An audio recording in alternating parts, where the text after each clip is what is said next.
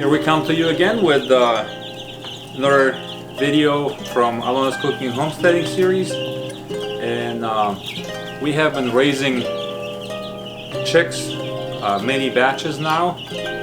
This is our second time actually raising broilers, but we have done layers, we have done broilers in the past, and decided to show our setup, which is very inexpensive and achievable to anyone that has very minimal skills with electric or even raising chicks. Even if you have never done it, it's fairly basic. So here is one of our broilers. It doesn't like to be in my hand, but it wants to go with the rest. So let's start with the small pen that they have. In these two pens, which are made from one IBC tote, basically those are 300-gallon IBC totes that you could buy on the marketplace for about anywhere from $50 to $100. And I just cut it on half and connected the two together because we have 100 chicks in here, and they need a little more space, so I connected the two. So then we go to our next setup, which is the brooder. You can see that there is two holes there that I cut out through which the chicks can enter in and out from the brooder. And the brooder is actually a free fridge that I have picked up again on the marketplace. It was out for free, it was not working. And we use thermostat with a probe inside that checks the temperature, and basically I set it to any temperature that I want. When the chicks come in 1 day old, we set it to 95 degrees. Now they are about 4 days old, so I lowered it to 92. Basically on the bottom here is the temperature that I set it to. On the top is the temperature that is actually in the coop, in the brooder itself. So we can go inside and check it out. So in the brooder we have a regular heat lamp with some wires going across for safety, so even if the bulb were to fall out, it will not fall on the wood chips and catch on fire. Some of those come with them, some don't. So we have some that do have the wire mesh on the bottom. This one I just had to put the wires because it was not coming from the manufacturer with it.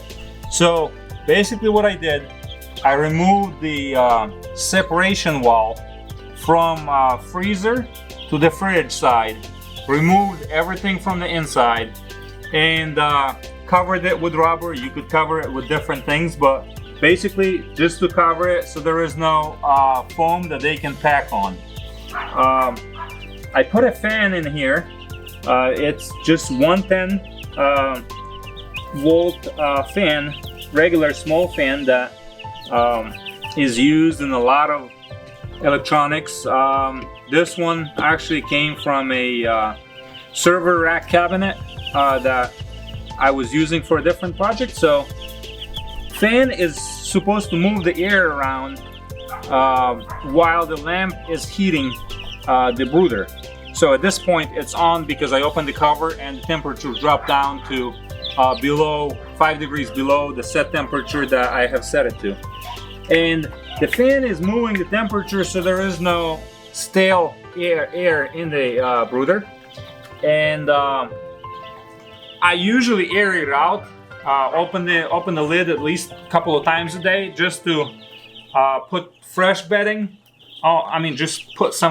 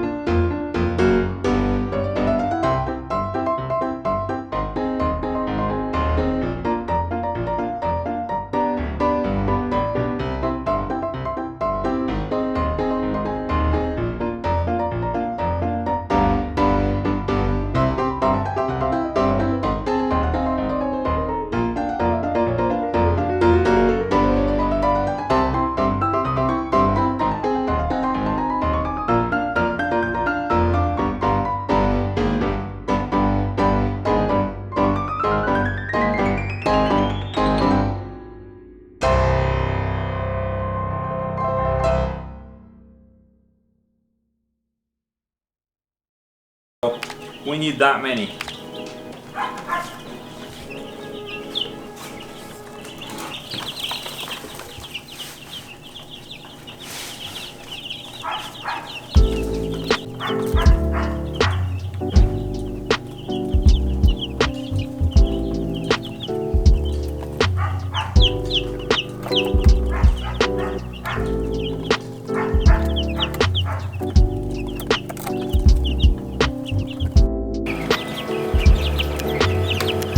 So at this point, the chicks are 3 weeks old. We've been taking them out every day, out for the day and then in for the night. And today was rainy, so we could not really take him out much. But you can see what happens. I mean, this is just as covered as it could be and really gets wet, even though I have put new bedding on the top, maybe half an inch, 1 inch of new bedding in the morning, and this is around lunchtime. So they are going outside today and will not come back here anymore, because this is just not good for them, not good for us anymore. We'll just put some heat lamps outside and they should be good there. Like I said, they have been for about a week now outside for the day and in for the night because it gets kind of cold. But now at 3 weeks old, they are barely fitting into those holes and it's time for them to go.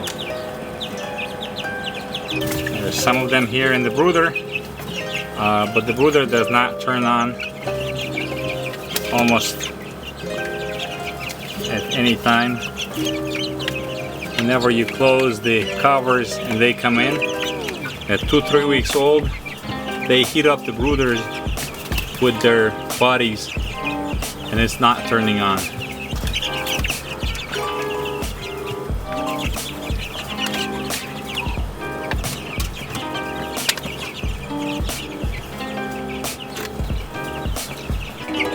They are still going in and out through the holes, but it's a bit harder for them to get through. You can see they can still use the holes at 3 weeks old.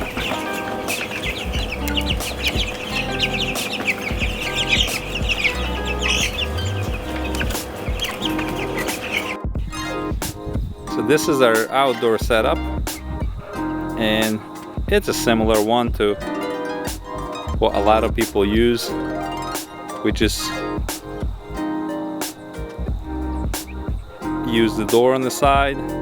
There's a door on the top there. Half of it is closed with sheet metal and half of it is covered with chicken wire. So that's basically what a lot of people use. These are all pressure treated boards, and we have used this setup for about 4 years now. On each side I have a thread stock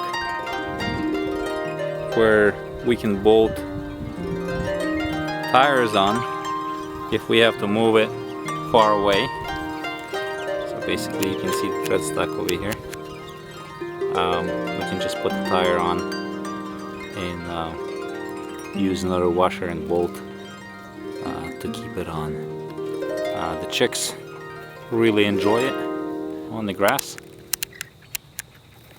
and that's probably the best for homegrown broilers. So yeah, that's basically our setup and our process, how we do it here. There is no way that they can stay in this, so we open the door pretty much 24/7 from now on, and we will have chicken electric netting covering the perimeter, so they can't get out, nothing can get in, and all the feeders, all the waters will be on the outside. We can move this whenever it gets soiled underneath. We can move this, and we can move the poultry electric netting, so they are always on fresh grass. So here we have the chicks in their new setup. As you can see, the electric fence is all around the perimeter. We have them even under one of our vehicles that is in need of repair. By the time we get our parts, chicks could be under them. So yeah, because that will not be able to sufficiently provide them with cover. So the vehicle, or even some kind of trailer or whatever, something that just would give a roof for them. But the electric fence will protect them day and night. We'll keep the chicks in, we'll keep the predators out, and that's what we really like about the electric poultry netting. As far as the waterers, we just have regular 1 gallon waterers that we use for the last 3 weeks, and later we'll just switch them to big bowls. These are some feeders that I have built from some materials that I had left over. Some people make them from gutters, some people buy them. I just didn't want to spend a lot of money on the feeders that we don't use every day. That's pretty much it. Hopefully that helps out someone that is looking to raise chicks. It's gonna get into tories at night, so I'm planning to put some heat lamps just for maybe another week right over the chicken wire there on the top of the roof. That will help them to get some heat. Again, they probably don't need it that much, because once they huddle together they can get enough heat, but not to take any chances for them trampling each other. We will try to do that for a little while, like I said, maybe for a week, and then after that they should be good on their own.